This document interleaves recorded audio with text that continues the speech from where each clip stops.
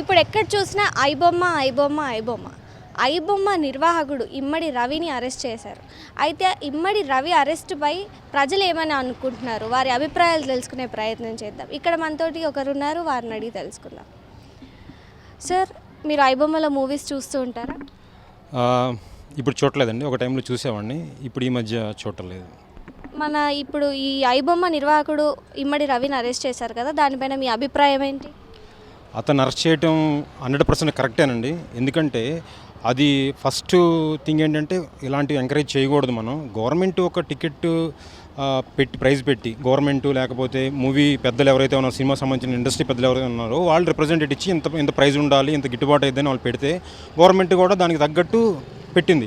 ఇతనేం చెప్తాడు, నేను సామాన్యులకి సినిమాను దగ్గర చేయడం కోసం నేను ఈ కార్యక్రమం చేశాను, ఇలా చేయడం వల్ల అందరూ సినిమాలు చూస్తారని చెప్పడం అదైతే అస్సలు కరెక్ట్ కాదండి. ఎందుకంటే ఒక మూవీ తీయాలంటే నిర్మాత ఎంతో కష్టపడి ఫైనాన్షియల్ దగ్గర డబ్బులు తీసుకొని లేకపోతే కాస్టింగ్ చేసి హీరోలకి లేకపోతే టెక్నీషియన్స్కి 24 క్రాఫ్ట్స్ ఏవైతే ఉన్నాయో వాళ్ళందరికీ డబ్బులు ఎక్కువ పెట్టి ఈ మూవీ తీస్తారు. ఈ మూవీ తీసిన తర్వాత నువ్వు ఒక సాయంత్రానికి నువ్వు మొత్తం ఓటీటీలో మొత్తం రిలీజ్ చేసేసేస్తే ఇంకా అది సినిమాని థియేటర్లో చూసేవాళ్ళు ఉండరు, ఓటీటీలో చూసేవాళ్ళు ఉండరు. ఇవి చేయటం వల్ల నిర్మాతకి మళ్ళీ సినిమాలు తీయాలంటే కష్టం, మళ్ళీ అప్పులు పాలైపోతాడు. దానివల్ల అతనికి ఏం ఉపయోగం? అది టెంపరీగా ఏదో సహాయం చేస్తున్నాడు అంటే అది కరెక్ట్ కాదండి. నేనైతే దాన్ని ఎంకరేజ్ చేయను, ఇలాంటి ప్రాక్టీస్ని. అయితే ఈ ఐబొమ్మని ఎక్కువగా చూసేవారిలో యూత్, టీనేజ్ స్టూడెంట్స్ ఎక్కువగా ఉన్నారని విన్నాం కదా, మరి ఎందుకు ఐబొమ్మని స్టూడెంట్స్ ఎక్కువగా చూస్ చేస్తున్నారు అనుకుంటున్నారు? స్టూడెంట్స్ ఎక్కువ చూస్తున్నారంటే వాళ్ళు డబ్బులు ఎఫర్ట్ చేయలేక, లేకపోతే వాళ్ళ పాకెట్ మనీ సరిపోక, లేకపోతే ఇప్పుడు అందరికీ మొబైల్స్ ఉన్నాయి, స్మార్ట్ ఫోన్లో ఏదైతే ఉందో డేటా ఉంటుంది. ఆల్మోస్ట్ చాలా సబ్స్క్రిప్షన్ ఏమి పే చేయలేని వాళ్ళు ఈ డేటాను మొత్తాన్ని ఉంది కాబట్టి దీన్ని మూవీస్ చూస్తూ ఉంటారు. స్టూడెంట్స్కి ముఖ్యంగా చెప్పేది ఏంటంటే, దయచేసి మీరు ఇటువంటి మూవీస్ చూడటం వల్ల మీరు ఒక మంచి క్వాలిటీ మూవీని థియేటర్ ఎక్స్పీరియన్స్ మిస్ అవుతున్నారు. దట్టు ఏంటంటే ఈ ఐబొమ్మలో అతను కొన్ని ఈ హ్యాకర్స్ ఎవరైతే ఉన్నారో మన డేటాని, మనం మొబైల్లో మూవీ చూస్తాం కదా, ఈ డేటాని వల్ల వాళ్ళ డేట్ ఆఫ్ బర్త్లు కానీ, మొబైల్ నెంబర్స్ కానీ, ఈమెయిల్ ఐడీస్ మొత్తాన్ని అతను సేవ్ చేస్తున్నాడు. అతను చేసి ఈ డార్క్ వెబ్సైట్ అమ్మటం కానీ, లేకపోతే ఏదైనా ఈ బెట్టింగ్ యాప్స్ అని ఈ మధ్య వచ్చింది, ఆ బెట్టింగ్ యాప్స్కి అమ్మటం కానీ, మళ్ళీ అదే క్రెడిట్ కార్డు మోసాలు కానీ, వీటన్నిటికీ మనమే అవకాశం ఇస్తున్నాం. దయచేసి ఎవరైతే సపోర్ట్ చేస్తున్నారో, యూత్ కానీ లేకపోతే ఎవరైతే కొంతమంది ఫ్రీగా చూస్తున్నాడో అతను చేస్తున్న కరెక్ట్ అని ఎవరైతే సపోర్ట్ చేస్తున్నారో, దయచేసి వాళ్ళకి చెప్పడం ఏంటంటే, మీ డేటా మొత్తాన్ని చోరీ చేస్తున్నాడు అతను. మీకు తెలియకుండా మీకు సంబంధించిన పర్సనల్ డేటాని ఆధార్ కార్డులో లేకపోతే పాన్ కార్డులో కొంతమంది ఇప్పుడు వందలు చూస్తున్నాం మనం, మన అకౌంట్లో డబ్బులు వెళ్ళిపోయినాయి. ఇవన్నీ ఎలా జరుగుతున్నాయి? మన సమాచారం వేరే వాళ్ళకి ఇట్లాంటి గవర్నమెంట్ వెబ్సైట్లకి ఇవ్వటం అనేది అది కరెక్ట్. ఎందుకంటే ఏదన్నా వెబ్సైట్లో ఏదన్నా రిజిస్టర్ చేసుకోవడం, లాగిన్ చేసుకోవడం, ఇవ్వడం అనేది గవర్నమెంట్కి సంబంధించింది కాబట్టి అది కొంచెం భద్రంగా ఉంటుంది. ఎట్లాంటి ప్రైవేట్ వ్యక్తులు మొత్తానికి మన డేటా మొత్తం ఇచ్చేసి అది ఎంతవరకు కరెక్ట్, మనం ఎంతవరకు ఎంకరేజ్ చేస్తున్నాము అది మీరే ఆలోచించుకోవాలి. ఇది ఇలా ఇవ్వటం వల్ల యూత్ని కూడా చెప్తుంది ఏంటంటే, దయచేసి మీరు ఇలాంటి చేయొద్దు, అది ఎంకరేజ్ చేయొద్దు కూడా. అది మీరు అనవసరం ఇండైరెక్ట్గా లాసిపోతున్నారు, ప్రత్యక్షంగానో పరోక్షంగానో మీరు లాసిపోతారు భవిష్యత్తులో. ఇప్పుడు ఇమీడియట్గా మీకు ఎఫెక్ట్ కాకపోవచ్చు, మళ్ళీ భవిష్యత్తులో కూడా మీ డేటాను అక్కడికి వెళ్ళిపోయింది, లేదా క్రెడిట్ కార్డు మోసాలు జరిగినాయి, లేకపోతే బెట్టింగ్ యాప్స్కి ఎంకరేజ్ చేస్తున్నారనో, లేకపోతే మీ బ్యాంకులో అమౌంట్ డబ్బులు అయిపోయినాయనో ఇలాంటివి జరుగుతాయి. సో అలాంటివి మీరు ముందుగా ఇలాంటి అరికట్టాలంటే కనుక మీరు జాగ్రత్తగా ఉండాలి. అదే నా విన్నపం. టికెట్ రేట్లు ఏమైనా తగ్గితే ఈ పైరసీ ఇదంతా తగ్గే ఛాన్సెస్ ఏమైనా ఉన్నాయని మీరు అనుకుంటున్నారా? మూవీస్ అనేది ఒక ఎంటర్టైన్మెంట్ ఫీల్డ్.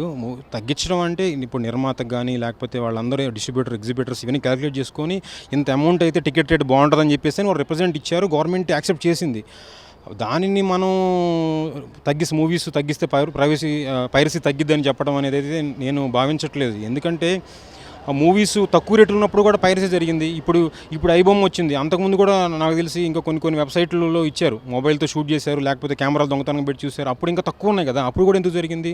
కాకపోతే మీరు అన్నట్టు కొంచెం చూసి చూడనట్టు పోతే కొంచెం లిబరల్గా కొంచెం తగ్గిస్తే బాగుంటుందేమో నా ఫీలింగ్. ఎందుకంటే అక్కడ ఉన్న స్నాక్స్ రేటుకు లేదా పాప్కార్న్ రేటు అంత రేటు ఉంది, థియేటర్కి వచ్చి చూసేవాళ్ళు ఎవరు తగ్గిపోతున్నారు, అందుకోసం ఓటీటీని ఎంకరేజ్ చేస్తున్నామని కొంతమంది ఒక వర్గం వాళ్ళు చెప్తుంది. మీరు అన్నట్టు కూడా కొంచెం తగ్గిస్తే బెటర్ ఏమో అని నా ఫీలింగ్. హాయ్ మ్యామ్, మీరు ఐబొమ్మలో మూవీస్ చూస్తారా? హాయ్, చూస్తుంటాం. ఇప్పుడు మరి ఆయన అరెస్ట్ అయినారు కదా, అది వెబ్సైట్ కూడా క్లోజ్ చేసేసారు, సర్వీస్ క్లోజ్ చేశారు కదా, మరి ఇప్పుడు ఎలా? మూవీ రీల్స్లో ఉంది, మూవీస్ చూస్తాం. మూవీ రూల్స్లో చూస్తుంటారు. మరి ఆయన అరెస్ట్ అవ్వడం కరెక్టే అంటారా? ఆయన దొరకకుండా ఉండాల్సింది, కానీ దొరికాడు. కానీ మేము వేరే వెబ్సైట్లో మూవీస్ చూడొచ్చు అనుకుంటున్నాం. మూవీ రూల్స్లో చూద్దాం అనుకుంటున్నాం.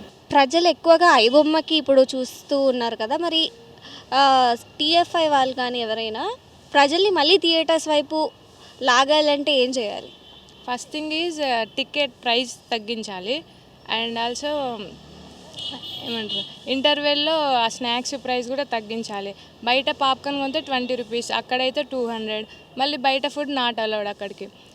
అట్లా కొంచెం అవి తగ్గిస్తే బాగుంటుంది అని. మీరు ఐబొమ్మలో మూవీస్ చూస్తున్నారు? చూస్తా, చాలా తక్కువ. ఐబొమ్మ నిర్వాహకుడు ఇమ్మడి రవిని అరెస్ట్ చేస్తున్నారు కదా, దానిపైన మీ అభిప్రాయం? సో నా అభిప్రాయం వచ్చేసి ఆయన యాక్చువల్లీ ఆయన చేసింది మాత్రం తప్పే. కాకపోతే ప్రజలు ఎప్పుడు కానీ చీపెస్ట్ రేట్లో వాళ్ళకు ఎంటర్టైన్మెంట్ కావాలనుకుంటారు. సో ఐబొమ్మ కాకపోతే బప్పం టీవీ అని, బప్పం టీవీ మూవీ రూల్స్, తమిళ రాకర్స్ ఇంతకుముందు కూడా మనం చిన్నప్పుడు సిడీస్లో చూస్తుండే. కాకపోతే ఇప్పుడు టెక్నాలజీ పెరిగిన కొద్దీ ఈ డిజిటల్గా మనం క్రోమ్లలో వెబ్సైట్స్లలో చూస్తున్నాం. దీనివల్ల ఆయన చేసిన తప్పులు రెండు ఏంటంటే, ఒకటి 1xBet యాప్లు ఇలాంటి గేమింగ్ యాప్స్ని ప్రమోట్ చేయడం, ఇంకొకటి వచ్చేసి దొరకడమే ఇంకొక తప్పు ఆయన చేసింది. అండ్ నాకు ఒక క్వశ్చన్ ఏంటంటే, యాక్చువల్లీ ఇండస్ట్రీ వాళ్ళు దీనివల్ల 22,000 crores లాస్ వచ్చిందని చెప్పారు. ఆయన 20 crores దాకా సంపాదించుకున్నారు చెప్పారు. సో యాక్చువల్లీ ఆ అమౌంట్ అనేది ఎలా క్యాలిక్యులేట్ చేశారని నాకు ఇప్పటికీ డౌట్. ఏదైనా లాస్ ఉండేది ఉంటే అది ఓటీటీ ప్లాట్ఫామ్స్కి ఉండాలి, కానీ ఇండస్ట్రీస్కి ఎట్లుంటుంది. సో ఎప్పుడుగా ఫ్యాన్స్ కోసము ఎక్కువ అమౌంట్ సెలబ్రిటీస్ మీద ప్రొడ్యూసర్స్ ఇన్వెస్ట్ చేస్తారు. మళ్ళీ అవే అమౌంట్ని ఫ్యాన్స్ ద్వారా రివర్స్ టికెట్ ప్రైస్ హైక్ చేసి తెప్పియాలనుకుంటారు. సో ప్రజలు థియేటర్కి రప్పియడం ఎలా అని ఇండస్ట్రీ ఆలోచించాలి. పోలీస్ కమిషనరేట్ కూడా అదే ఆలోచించాలి. సో వీళ్ళని అరెస్ట్ చేయడం అనేది తప్పు కరెక్ట్ అనేది మనం న్యూట్రల్గా తీసుకోవచ్చు. కాకపోతే బెట్టింగ్ యాప్స్ ప్రమోట్ చేయడం, దానివల్ల ఎంతో ప్రజలకు నష్టం జరగడం అనేది జరిగింది. ఈ టికెట్ రేట్స్ ఏమైనా తక్కువ చేస్తే పైరసీ తక్కువ అయ్యే ఛాన్సెస్ ఏమైనా ఉన్నాయని మీరు అనుకుంటున్నారా? సో యాక్చువల్లీ ప్రజలు కంఫర్ట్ కోరుకుంటారు. సో మ్యాక్సిమం ఓటీటీ యాక్చువల్ కొన్ని మూవీస్ మనం థియేటర్లో చూడడానికే ఇష్టపడతాం, కొన్ని మూవీస్ మాత్రం మొబైల్ చూస్తేనే బాగుంటుంది. సో ఆ మూవీస్ కానీ చాలా తక్కువ పర్సెంటేజ్ మంది ఓటీటీ ప్లాట్ఫామ్స్లో కానీ ఐబొమ్మలో, మూవీ రాకర్స్లో ఆ పైరసీ కంటెంట్ చూసి సాటిస్ఫై అవుతారు.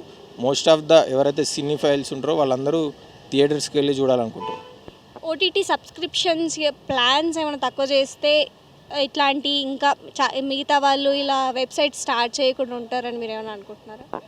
సో యాక్చువల్లీ ఓటీటీ సబ్స్క్రిప్షన్స్ ఇప్పుడు తక్కువే ఉన్నాయి, కానీ maybe most of the people don't afford.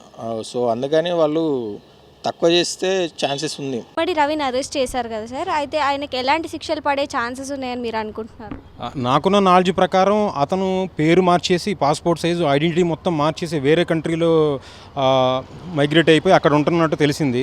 మన ఇండియన్ సిటిజన్ కాదు కాబట్టి మనకున్న ఇక్కడ చట్టాల ప్రకారం అతను దేనికి అట్రాక్ట్ అవుతాడా అనేది కూడా అది చూడాల్సి ఉంది. అది ఒక పెద్ద ఛాలెంజ్. ఇప్పుడు అతను నేము వేరే నేమ్తో ఉంది, అతను వేరే సిటిజను, వేరే కంట్రీ సిటిజను.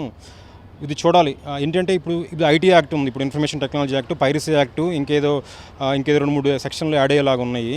దానికి సంబంధించి 7 years కంటే ఎక్కువ ఉండే అంత శిక్షలే ఉండకపోవచ్చు, బెయిల్ కూడా రావచ్చు అని నాకు నాలెడ్జ్ చెప్తున్నా. మన 7 years కంటే ఎక్కువ, మన ఉన్న లా ప్రకారం 7 years కంటే ఎక్కువ ఉన్న ఏదైతే కేసెస్ ఉన్నాయో వాటికి బెయిల్ ఇవ్వకూడదు, కానీ తక్కువే ఉండొచ్చు అని అనుకుంటున్నాను నేను. చూడాలి గవర్నమెంట్, పోలీస్ డిపార్ట్మెంట్ ఎలా రియాక్ట్ అయ్యేదో. అతనైతే మన సిటిజన్ కాదు, ఐడెంటిటీ మొత్తం మార్చేసుకున్నాడు అతను టాలెంట్ ఉపయోగించి. చూడాలి ఎలా ఉండిద్దో భవిష్యత్తులో. సార్ ఇప్పుడు ఫైనల్గా మీరేం చెప్పాలనుకుంటున్నారు ఈ పైరసీ గురించి? స్టూడెంట్స్కి కానీ పబ్లిక్కి కానీ మీరేం చెప్పాలనుకుంటున్నారు? చివరిగా నేనేం చెప్పదలుచుకున్నానంటే, మనకు ఫ్రీగా ఇది మొబైల్లో దొరుకుతుందని చెప్పేసి మనం చూడటం, లేకపోతే అతను పైరసీ జనాల కోసం నేను పైరసీ చేసి ఫ్రీగా చేస్తానని చెప్పడం అది కరెక్ట్ కాదు. అది అతను చేస్తున్న రాంగే చాలామంది నిర్మాతలు డ్యామేజ్ అయిపోతున్నారు. ఈ పైరసీని చూడటం వల్ల వాళ్ళ డేటా మొత్తాన్ని అతను చోరీ చేసేసి డిఫరెంట్ ప్లాట్ఫామ్లో అమ్మేయటం జరుగుతూ ఉంది. అది కూడా కరెక్ట్ కాదు. ముఖ్యంగా చెప్పాలంటే ఇప్పుడు ఏపీ తెలంగాణ గవర్నమెంట్లకి కానీ పోలీస్ డిపార్ట్మెంట్కి కానీ నా తరఫు నుంచి నేనేం చెప్పదలుచుకున్నానంటే ఒక పౌరుడిగా ఈ అవేర్నెస్ ప్రోగ్రామ్స్ కండక్ట్ చేయటం వల్ల ఇలాంటివి తగ్గుతాయేమో అనుకుంటున్నాను. ఎందుకంటే ఏపీ గవర్నమెంట్లో చగంటి కోటేశ్వరరావు గారిని తీసుకున్నారు. మళ్ళీ విద్యార్థులు వాళ్ళకి సంబంధించి వాళ్ళ మానవ హక్కులు కానీ లేకపోతే పిల్లలకి చెప్పాలి ఎథిక్స్ ఏంటి చెప్పాలి. అలా చేయటం వల్ల ఇప్పుడు మనకేంటంటే జనరల్గా ఒక యూటర్న్ తీసుకొని వేరే దారిలో వెళ్ళటం కంటే రాంగ్ రూట్లో వెళ్ళి తొందరగా వెళ్ళిపోతామని ఉంటుంది. మనం ఏం చేస్తాం, వెంటనే ఒక చలానా రాసేస్తాం, వాడు మళ్ళీ అదే రూట్లో వెళ్ళటం ట్రై చేస్తాడు. ఇప్పుడు ఇతను కూడా మనం ఏంటంటే అరెస్ట్ చేసిన తర్వాత మళ్ళీ బెయిల్ మీద రావటం, లేకపోతే వేరే కారణాల వల్ల మళ్ళీ బయటికి రావటం, లేదా పేరోల మీద రావటం, వస్తూ ఉంటాడు. వచ్చి మళ్ళీ ఇట్లాంటి ప్రాక్టీస్ చేయడాన్ని మనం చెప్పలేం కదా. మనం చేయొచ్చు, మళ్ళీ ఇంతకంటే ఎక్కువ చేయొచ్చు. అంత టాలెంట్ ఉన్న అతను. శివాజీ గారు మూవీస్లో చెప్పారు, హీరో శివాజీ గారు ఒక ఇంటర్వ్యూలో చెప్తా ఉన్నాడు, అతను చాలా టాలెంట్ అంట, అతని టాలెంట్ని వేరేలాగా ఉపయోగించుకుందాం, అతను వేరేలాగా వెళ్ళిపోయాడని చెప్పాడు. నేను దాన్ని కొనసాగింపుకి ఏం చెప్తున్నానంటే, ఇతనికి ఏమన్నా సైకలాజికల్గా ట్రీట్మెంట్ ఏమైనా ఇచ్చేసి అతన్ని ఒక కేస్ స్టడీ లాగా యూనివర్సిటీస్కి కానీ 3 monthsకి ఒకసారి ఏదైనా అవేర్నెస్ కార్యక్రమం లాగా కండక్ట్ చేసి యూత్ ఎలా ఉండాలి, ఎలా చెడిపోతున్నారు, ఎలా పక్కదారి పడుతున్నారు, అవన్నీ చేసేలాగా ఏదన్నా సెమినార్స్ లాగా కానీ ఇతని చేత చెప్పిస్తే ఇంకా బాగుంటుందని చెప్పేసి నా ఉద్దేశం. ఇతన్ని ప్రెజెంట్లో పడేసి లేకపోతే ఫైన్ వేసో లేకపోతే కొన్నాళ్ళు జైల్లో పడేస్తే అది కరెక్ట్ కాదు. ఇతనికి కౌన్సిలింగ్ ఇచ్చేసి ఇలాగ కొత్తగా ఇంకా వేరే వాళ్ళు ఏమన్నా రాకుండా మంచి స్టూడెంట్స్ని లేకపోతే మంచి భవిష్యత్తుని ఉండేలాగా అందరిలో మంచి మార్పు తీసుకురావాలని నేను కోరుకుంటున్నాను. Thank you. చూసారుగా ప్రజలు ఏమని అభిప్రాయపడుతున్నారో.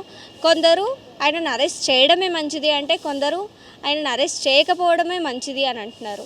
చాలామంది టికెట్ ప్రైజెస్ తగ్గిస్తే అసలు ఈ పైరసీ అనేది తక్కువ అవుతుంది అని అభిప్రాయపడుతున్నారు. టికెట్ ప్రైజెసే కాకుండా ఇంటర్వెల్లో వాళ్ళు తినే స్నాక్స్ రేట్స్ కూడా తగ్గిస్తే ప్రజల్ని మళ్ళీ థియేటర్స్ వైపు లాగే అవకాశం ఉంటుందని ప్రజలు అభిప్రాయపడుతున్నారు. కెమెరామ్యాన్ గోపితో ధరణి, TV5 హైదరాబాద్.